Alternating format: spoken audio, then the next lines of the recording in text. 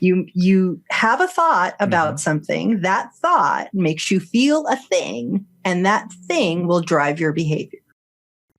Hey, welcome to another episode of the Coffee Break Podcast, where our mission is to share business ideas, practices, and strategies while we enjoy our cup of coffee. And today, we've got a pretty exciting episode, but before we get into it, I need you to make a decision. I need you to make a decision to subscribe if you haven't already. You can do that on whatever platform you're listening to right now, or you can find out more by visiting Loc-Doc.net/podcast. All of the information is there to subscribe. You can also see the video version of it on Facebook and YouTube, and you can subscribe to our YouTube channel there as well. We've got a brand new episode that comes out every Tuesday morning at 9 a.m., and we've got other video content that comes out weekly that we're answering commonly asked questions from our customers and helping them solve their problems, and good information that will help and impact you and your business as well. So please make sure you go there and check that out and hit the subscribe button. Today, we are going to be talking with Nicole Coustier. Yes, I think I got that name correct. She is from San Francisco, and she helps coach on making decisions, kind of breaking through that decision paralysis and understanding a good framework of how to make decisions when you get stuck. I really enjoyed this conversation. There is tons of information to take away here, and I think it's going to help you, impact you, and it'll probably impact somebody that you know. So why not share this episode with them today, and so they can get that impact as well. So let's jump into the conversation with Nicole. We got so much to say. We got a podcast to make. We're sipping on lattes, and it's time for a coffee break. Time for a coffee break.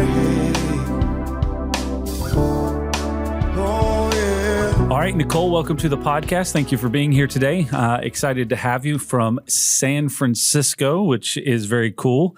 We had somebody on that we were a podcast recently from Pittsburgh. Pittsburgh and San Francisco, two totally different places. I think San Francisco is a better one, but I'm not trying to pick favorites. I'm just saying. So welcome again. We're going to jump into rapid fire, 5 randomly selected questions just to get under your skin with unknown point values. Are you ready? Let's do it. All right. Question number 1. What is your greatest new discovery? Oh, that my daughter can actually go longer and do independent work without me hovering over her, which is an incredible blessing. There you go. How old is your daughter? She's 8 years old, and we homeschool. And it's just great to see her just take up the charge and run with her own schooling at times. It's beautiful. We homeschooled our daughter for the first several years, and when she was about 8 years old, we had a surprise of a newborn, and and I understand your sentiments because she was at the point where she was very independent. We could say, hey, we're going to go somewhere because she could get her own stuff together and be ready to go. And then we interjected an infant into the situation. So exciting stuff there. So cool. All right. Next question. Whose advice do you value the most?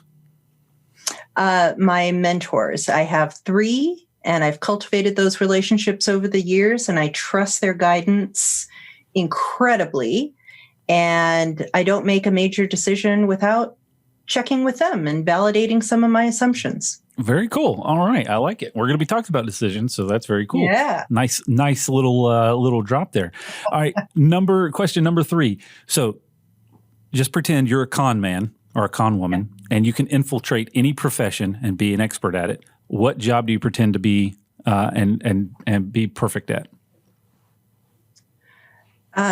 Probably advertising, marketing, that type of thing, because so much of it is psychology. And if I can master that and help people kind of unpack what's going on in their own heads to empower them, that's probably the lever with the biggest torque, I think. All right. Next question, and this one should be fun. What is the wildest thing that you've ever seen or ever happened at a wedding that you've attended? Another proposal. Okay. So what ended up happening was it wasn't planned. So the bride and groom didn't know that was going to happen. So that is not a nice thing to spring on the bride's day, is getting down on one knee and proposing to one of the bridesmaids. So that's probably one of the wackiest things I've ever seen. I'm going to imagine that's probably like the mother of the bride wearing white to the wedding as well, or maybe the mother of the groom. That same order of error there. Oh, that's wild. It surprised everybody. So we were at a wedding one time, and this was years ago, and they had this specific song that they wanted to play, and it was supposed to play the entire time. Apparently, the guy, the preacher that was doing the ceremony, did not understand the process that they just wanted the song to play, and so he talked over the song. Oh no! The entire time. That was part of it. The second part was he had his whole ceremony written out, and he read everything that was in parentheses that he was not supposed to. And we laughed so hard. I was probably in my early teens, and I remember this. I was doubled over in the floor, crying, laughing so hard because it was hilarious. It was very memorable, though. That's something else. And these days it would be recorded and posted. Exactly. I don't know that there's any footage of it, but it was like, it was reading as like step towards the unity candle or whatever it is. We were dying laughing. Oh, wow. All right. Well, congratulations. You made it through rapid fire. We'll give you a score of 832. Oh, very good. I'm proud of that score. All right. Well, let's jump into the conversation today about making decisions. I was sharing with you right before we started that we recently had a podcast with a high-level executive that was talking about decisions and the importance of making decisions. So I want to dive into that a little bit with you, and then also just kind of maybe a process of understanding how to make decisions, because I would say that most anybody that's listening to this podcast, no matter what position that they're in any level of leadership or as an employee or a team member, whatever, there's a lot of decisions. And we've kind of unpacked that before, where you make, and you may have the data on this. So I'm just going to toss out some stuff and you can correct me because I know I'm wrong. But as an individual, you make just hundreds and probably thousands of decisions a day. As you move up through a process and you become at different levels of leadership, those number of decisions, I would imagine, probably don't decrease, but the brevity of those decisions changes quite a bit. And I remember reading an article about Jeff Bezos, where he was talking about as an executive, you're compensated for not the quantity of decisions, but the quality and the impact of it. Right. Walk me through kind of that process, because that's kind of where my mind is right now when we're talking about decisions, because we can make decisions all day long, but how they impact and the level of impact is pretty big. Well, it turns out that decision making is a skill. And as with any skill, you get better at it the more you practice.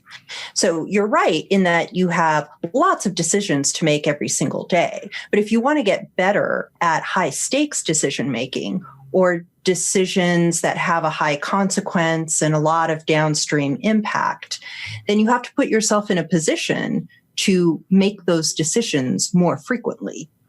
And so if you are finding that you're only making a high stakes decision once a year, twice a year, once a quarter, you are going to be paralyzed probably, right? You're going to feel the impact of that. And the way to get over that hump, there are a number of different techniques, but one way to think about it is the more you do that, the better at it you get. You become more practiced at processing information and understanding and appreciating how other stakeholders are impacted. You're just putting yourself into those shoes more often, and you get better at it. That's interesting. So decision making is a skill. So it's like anything else that you practice and get better at, typing or public speaking or doing podcasts, whatever the case may be, is the more that you do it, the more comfortable you become with it, right? So I would imagine the first time that you did a podcast, it was probably a bit unnerving because you didn't understand, or you'd never done it before. Well, after you get exercise with it, it's different. That's an interesting way to look. I don't know that I've ever heard anybody say that decision, especially high stakes decision making, is a skill. And it is probably one that most people really put on a back burner because they only use it when it's necessary. That's absolutely right. So one thing that I walk some of my clients through is they say, Nicole, that's all great, and decision making can be a skill, but what if I'm not in the position to make those high stakes decisions? So I don't have the opportunity to practice. And I say, well, it turns out that practice can occur the same way, like you mentioned, public speaking. You practice your public speaking before you're on the podium. So when you see other people, whether it's within your teams or organizations or even people in the headlines, Jeff Bezos, what would I have done? Right? If I had those cards and if I had that information, where would I have gotten stuck? How do I feel the impact of that decision? Where am I experiencing some fear, some uncertainty, some ambiguity? What data would I chase after? You can put yourself in those situations. You can practice being on a podcast, record yourself, and you can't hit pause. You can't hit stop. Yeah. You can't start over. You just hit record and you talk until you get better at it. So that's one strategy for approaching that. That's okay. I'm liking this. So you're saying, hey, I would like to get better at making decisions. So now you start to walk through what somebody else might walk through, because especially if you follow especially in the business world, if you're following any type of business leaders, especially over the last 24 months, people are making rapid decisions, but high-stake decisions that you would maybe assume that they weren't necessarily prepared for. But in the case that you're talking about, a lot of people have been prepared for that for a long time because they'd been practicing at it. That's right. I'm trying to process this through a different analogy, because I love to watch football, especially right now. It's football season. And I more so specifically like to watch the post-game press conferences where the coaches and the players kind of dissect what happened. And you get a completely different perspective on the real game scenario, because obviously they had done preparation, everything going up to the game, and then things either went according to plan or they didn't go to plan. And the thing that almost every press conference has in common is no game goes exactly according to game plan. And so they're constantly kind of breaking that down because they had to make decisions in the moment, but they were prepared to make decisions in the moment because they had been practicing for those variations. I guess that's the same thing you're talking about. It is. So there's definitely the preparation in advance, but the football analogy is a good one, because the question becomes, what are you going to do differently next time? Right. So it has to be a before and after. You can practice all you want. And then I agree with you. When it's game time, things are going to go sideways. Things you could not have possibly predicted are going to happen. And maybe things turn out well, maybe it's mixed, maybe it's horrible, whatever it is. But coming out of that, you're going to be in a position at some point to make another high stakes decision. Sure. So, how will you prepare differently the next time? The public speaking one is a great one, right? Because you could prepare, and then in the Q&A session, somebody, stumps you. Okay. So the next time you have to incorporate that into your preparation. So these are really great examples of tactically how decision-making is a skill set and how you can practice. Yeah, I'm cautionary to share this because it probably will make me sound a little crazy, but I practice for podcast interviews and different conversations that I would have in these types of situations or any type of a presentation, I practice those in my car while I'm driving a lot, out loud specifically, because not just internally in my head, but out loud. And I know that makes me sound crazy, but that's part of a preparation tactic. I want to get back to the decision into the decision process because, from a practical standpoint, one of the things that I don't know, and we just mentioning this before we got started here, is really got me thinking about the emotional side of decisions and kind of I don't know if you would classify it as anxiety or just the process of knowing that I've got these 7 things that need to be decided on, and each of those are going to have multiple levels of impact. And so I'm wrestling with those. And I'm going to just imagine that all of the people that are listening to this podcast, again, whoever they are, whatever role that they're in, is got at least a number of decisions that they're wrestling with right now. Yeah. And it drains on you emotionally. It drains on you physically because you're just constantly kind of mulling around. How does the emotions play into the decisions at whatever stake that they are? But I'm obviously the higher it goes, the more impact. But how does the emotional side of this play into kind of the decision making process? Yeah, well, I think there are 2 things. One is to recognize that the emotion is there. So many people feel that they should not incorporate emotion into a decision. And whether or not you want to make an emotional decision or how much emotion you want to influence your decision making, I think it's first and foremost to admit that as human beings, emotion is involved. Sure. So I want people to notice that there's emotion. I want people to notice that they have fear or they have anxiety or they have excitement or any of the things. It's important to notice those things. It's a separate decision about how much you want to let that emotion drive the decision. And so secondly, the other thing around emotion and decision making is that, people aren't particularly interested in talking about, fun and excitement and all the positive emotions associated with decision making. We don't really question that stuff. Yeah. It's as you mentioned, the anxiety or the fear, right? And so a lot of that can be tackled by doing a fear setting exercise. And you might be aware of this. It's online, TED Talks and all that kind of stuff. But what's happening in the brain is the lizard brain that's responsible for managing cortisol levels and threat and all this kind of stuff. That part of the brain is firing. Fear, fear, fear. Danger, danger, danger, right? And that part of the brain, those fears will not be put to rest. You will lose sleep if you just keep clamping down on it and saying, that's irrational. I shouldn't feel that way. I've done it a million times. Come on, I'm a professional. I shouldn't be feeling that thing.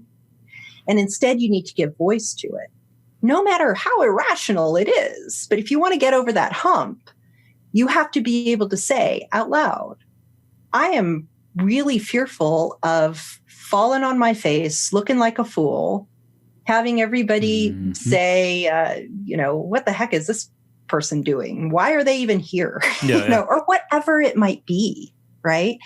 But that is the first step in allowing your brain to say, okay, that's a fear. It's very real, despite it being irrational.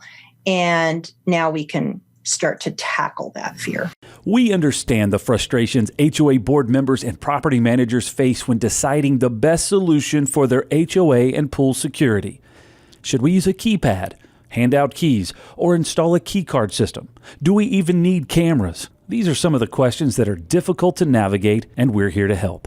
At Loc-Doc Security, we've spent over 20 years working with homeowners associations and property managers to find the system that best fits the pool and HOA needs. Camera systems for the front gate or front entrance, key card systems for the pool gates, or simply updating the gate so that it meets safety and code compliance. We like to take the guesswork out of the process to answer any questions and help find the right solution. Our mission is to help you protect your people and your property, and that includes pools. Contact our team today to schedule your free consultation for your community. Why is it that we want to disassociate the emotions from the decision? Like, from a sense of we don't want emotion to get in the way, but it is a driving factor. Well, I'm trying to process why one would want to disassociate those, or why that's a natural thing for us to try to do. Yeah, a lot of it is conditioning. We are taught that good decision making is rational, it's data driven, it's all of these hardcore facts based things. And compare that to 180 degrees in the other direction, highly emotionally charged decisions. We have lots of examples of those not having good outcomes. And so we have these two extremes, and we're just conditioned through reading and media and lots of other things that one side is good and the other side is bad, when really 90% of our decisions are in this gray area in the middle. And so that's why I say, you have to recognize that the emotion is there, and then it's a separate point about what do you want to do with that emotion. Yeah. Why am I feeling this way about this decision, and how do you attack that? That's right. Okay. So we identified some of the emotional side of decisions, and so that's something that we can process. And I don't know the fear. What did you say? Something about a lizard brain. What was that process that you're talking about from a fear association? Yeah. So the lizard brain is colloquial, this term that it's the amygdala in the brain that is responsible for telling us there's danger, there's threat, you need to get out of here. It's the fight or flight type of thing. And when we are feeling that kind of fear that may paralyze us, that's a lot of time just your amygdala firing. And what you can do is use other parts of the brain to kind of keep that in check. And you can say to yourself, oh, that's just my amygdala firing. I'm obviously experiencing a threat response, but, am I really in danger of being mauled by a bear right now? No. I can take, my prefrontal cortex, the part of my brain that is responsible for, rational thought, and apply that. And so much of this is just noticing that it happens. Once you notice what's happening, then you can be empowered to do something. But when you're having these knee-jerk reactions and you're not noticing what's happening in your body and in your brain, then you become subject to it. Yeah. Yeah. With the exception of those people that don't have the prefrontal cortex, because that's a problem. That's true. That's a different podcast episode.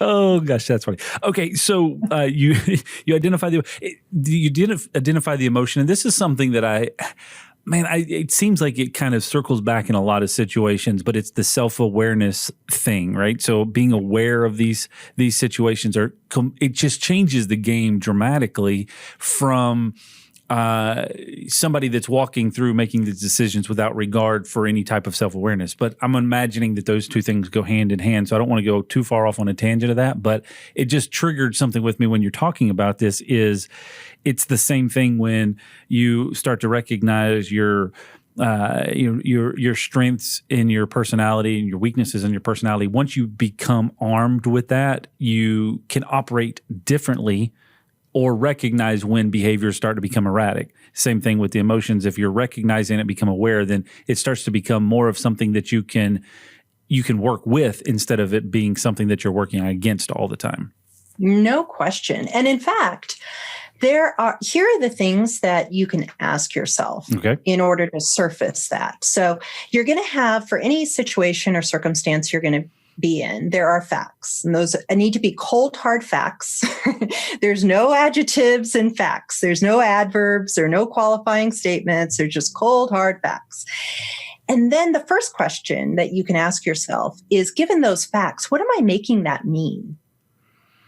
Okay. Am I making it mean I'm in a tight spot? Am I making it mean that there's an opportunity? Am I making it mean that I'm being unfairly judged?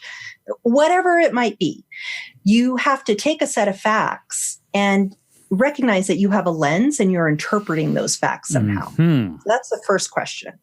Then the second question is, well, given my interpretation of my situation, those thoughts and beliefs, they're making me feel something.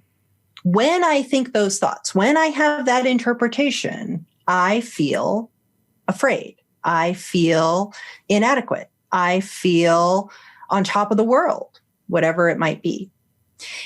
And then lastly is when I'm feeling that emotion, when I'm in that emotional space, now what do I do? What's my behavior?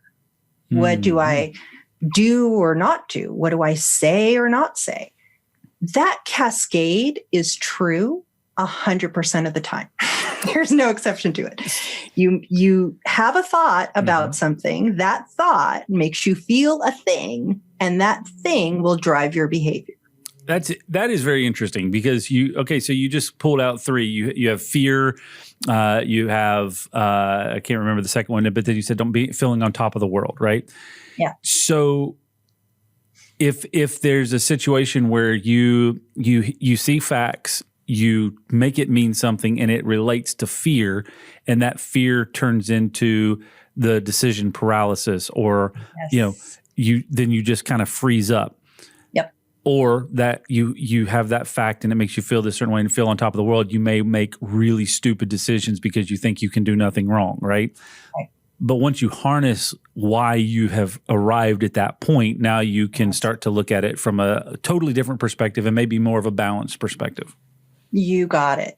The example that I always use is an example that I experienced many, many years ago. And there was a team meeting at this, corporate environment. And the boss walks into the conference room and he says, guys, we didn't make our numbers last quarter. And there are three people in the room, and they had completely different reactions.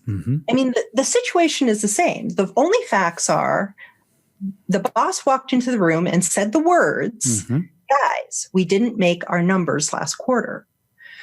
One person was just devastated and worried, really concerned, because that person made it mean, oh, I didn't do my job, right? I didn't do my job, and now my job is at risk. That's what that person made it mean. The other person was completely confused. They made the situation mean, well, that doesn't make sense. We did all the things. It should have worked out. Now they're super curious about the data and what happened. And then the third person was crazy excited, super excited, because their interpretation of those facts was, there's an opportunity for me here. I can swoop in and be the hero next quarter. And I just want to get out of this meeting and get back to my desk so I can hustle, right? Same facts, different interpretations, different emotional response. And as a result of that emotional response, all three of those individuals are going to behave completely differently. Man,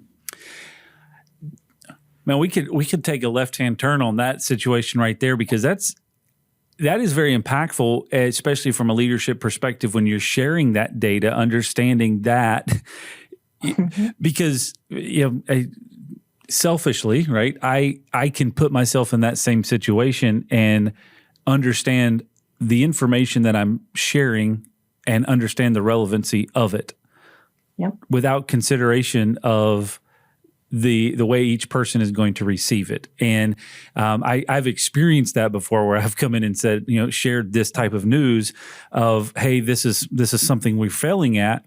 And certain people come at the end of it and are like, well, you just told us that we suck. You just told us that we're failures. And I'm like, right. Well, that wasn't the message that I was intending to communicate, but I can see that it's based off of that kind of triggered emotion that it's bringing based off of that information and what they're going to do with it. That's right. That's an interesting lesson for anybody in a leadership position that is communicating that type of fact.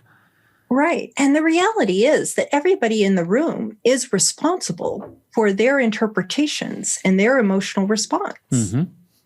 So the leader can come in there and be conscientious about how they're going to communicate something. Mm-hmm. But that person isn't responsible for the other person's interpretation, right?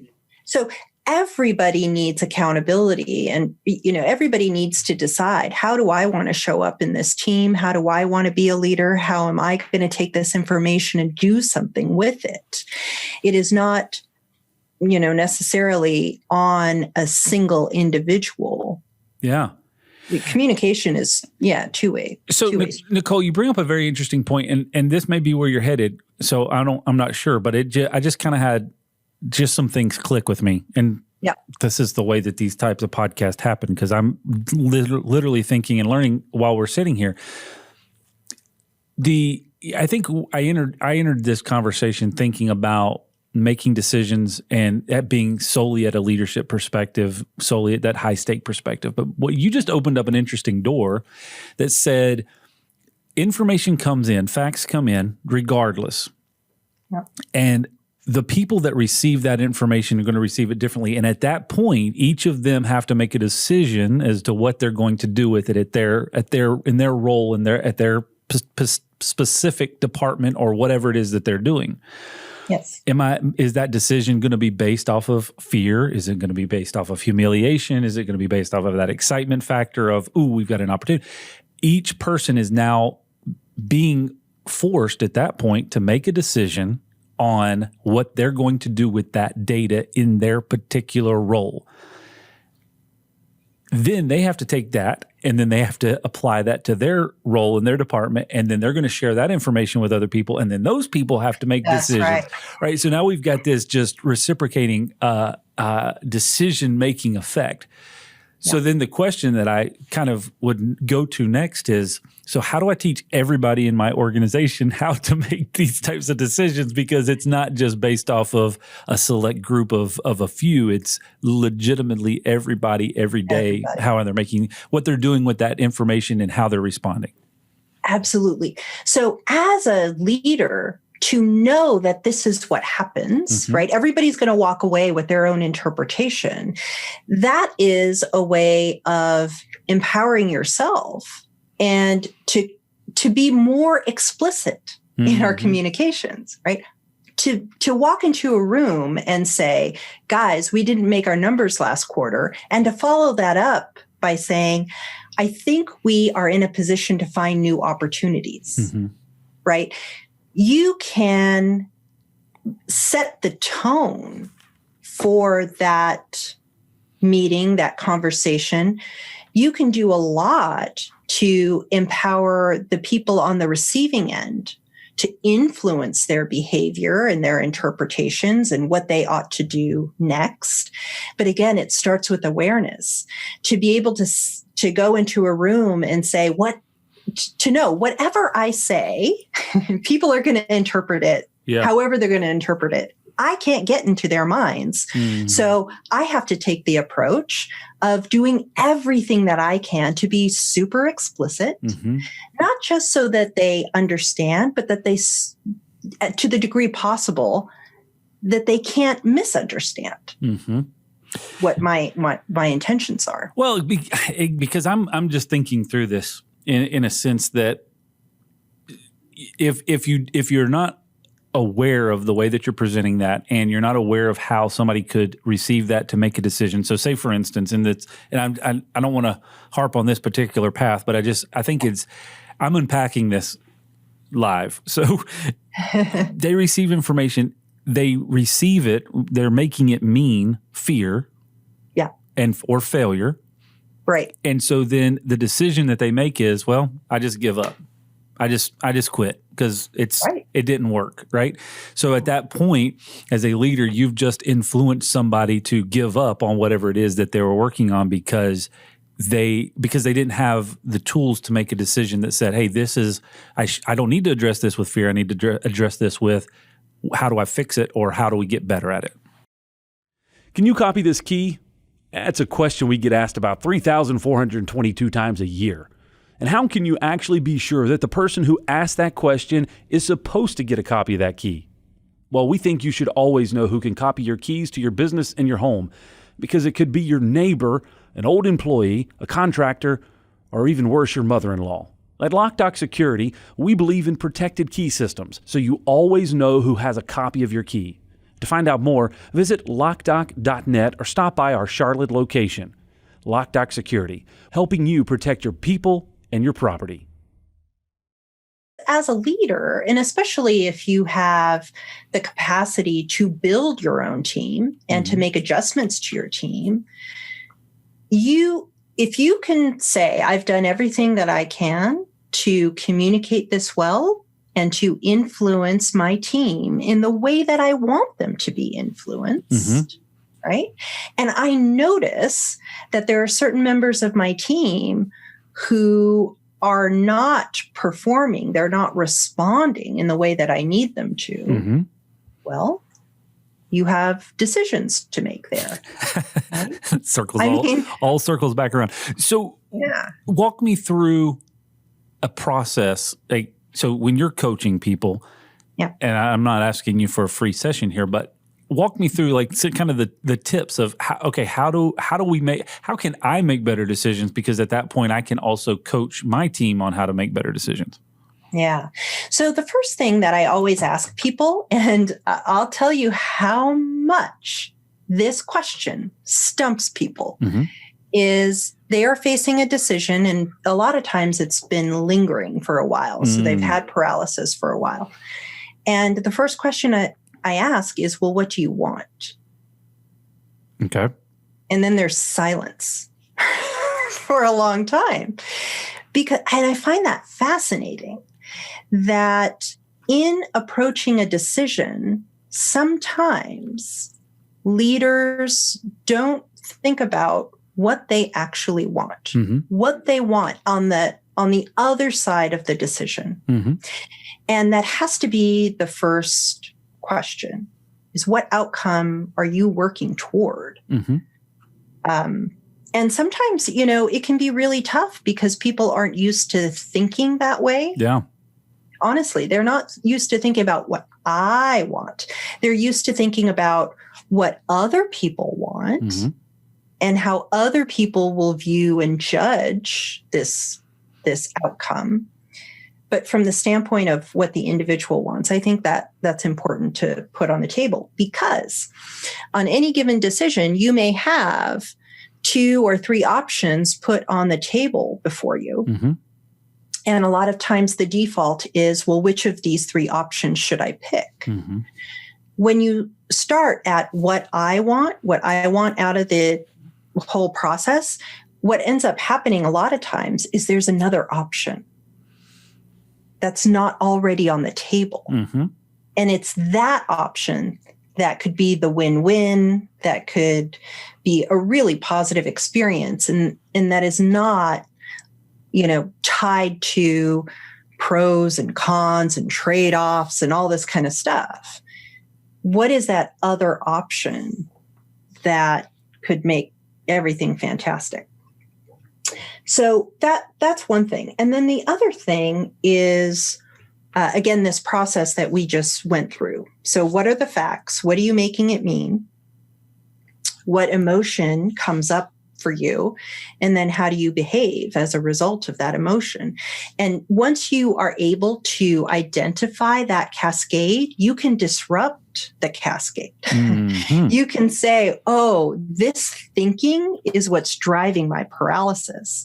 So now I know I've got to maybe put a different lens of interpretation on things in order to get me to an emotion that really is going to serve me here and get the behavior that I want out of myself. I like it What am I looking for? Basically, what do I want? What are the facts associated with it? What am I making those facts mean?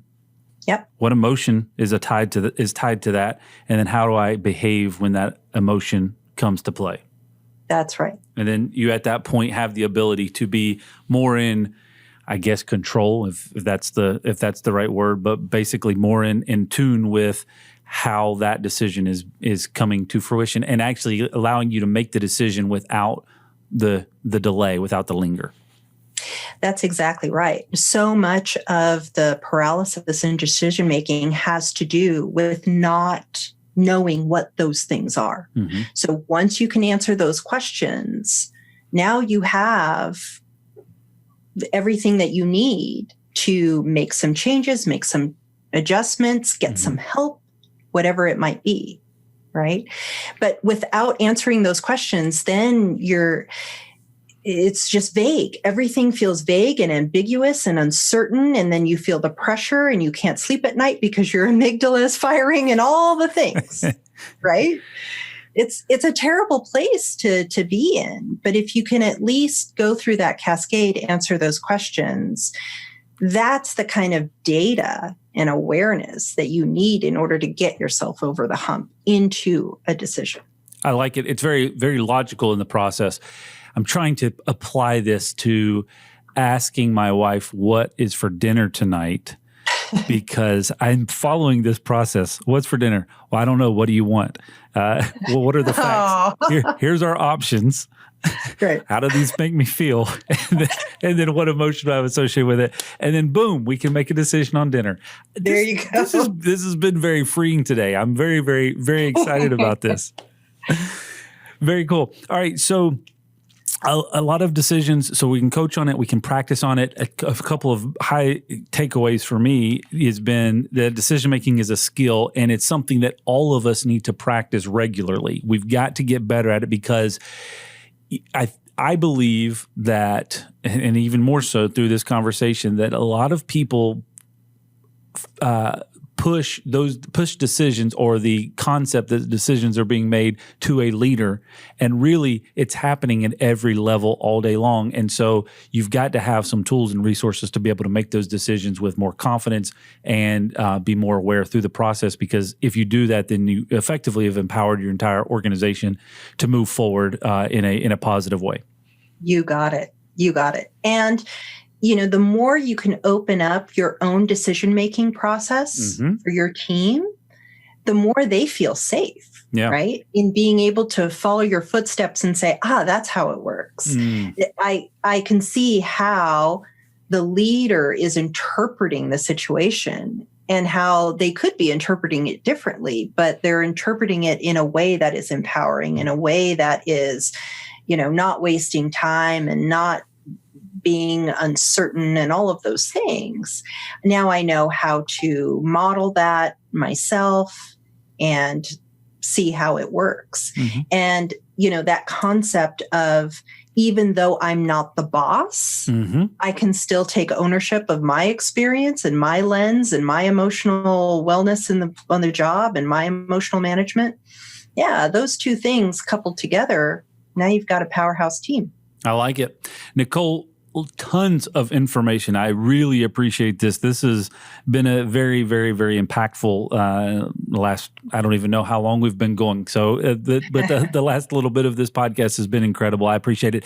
For those that would want to get more information, you coach on these types of things. How does that process typically work for you? You come here, you help with that? Is this a one-on-one coaching process, virtual? What does that look like?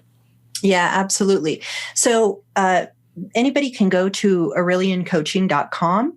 And the first step for individuals is to have just one session to surface what they want, what the decisions are that they need to grapple with, and kind of surface the emotion around it.